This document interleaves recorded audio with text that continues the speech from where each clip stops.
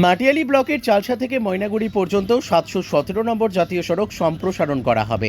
সেই লক্ষ্যে বৃহস্পতিবার সকাল থেকে বিকেল 5টা নাগাদ পর্যন্ত চালসা ও মঙ্গলবাড়ি বাজারে মাপঝোঁক শুরু করল জাতীয় সড়ক কর্তৃপক্ষ। এ ঘটনায় ব্যবসায়ী মহলে উচ্ছেদের আতঙ্ক ছড়িয়ে পড়েছে। এদিন জাতীয় সড়ক কর্তৃপক্ষ, মাটিয়ালি ব্লক ভূমি ও ভূমি সংস্কার দপ্তরের কর্মী ও মাটিয়ালি বিডিও অফিসের প্রতিনিধিরা যৌথভাবে এই মাপঝোঁকের কাজ করে। এদিন জাতীয় সড়কের চালসা ও মঙ্গলবাড়ি বাজার এলাকায় সড়কের মাঝখান থেকে দুই ধারে 60 ফিট করে জমি চিহ্নিত করা হয়। চালসা ও মঙ্গলবাড়ি বাজারের সড়কের দুই ধারে বহু দোকানপাট এদিন এই জমির মধ্যে চলে আসে, আর এতে আতঙ্কিত হয়ে পড়েছে ব্যবসায়ীরা।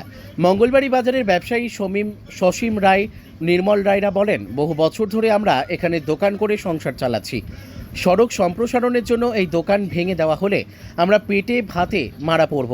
আমরা চাই প্রশাসনের তরফে আমাদের বিকল্প ব্যবস্থা করা হোক।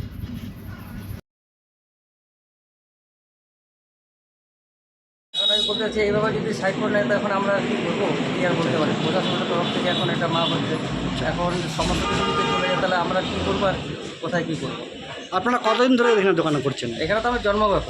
জন্মগত হবে। হ্যাঁ, আমরা যখন এখানে দোকানদারি করে তখন তো কোনো কিছুই ছিল না, সব তো পিডাব্লিউ জঙ্গলে ছিল।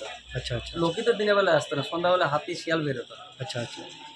তো এখন তো একদম ভিতরে চলে গেল, যেটা মাপ আপনার দোকানের ভিতরে বন্ধ চলে গেছে আর কি।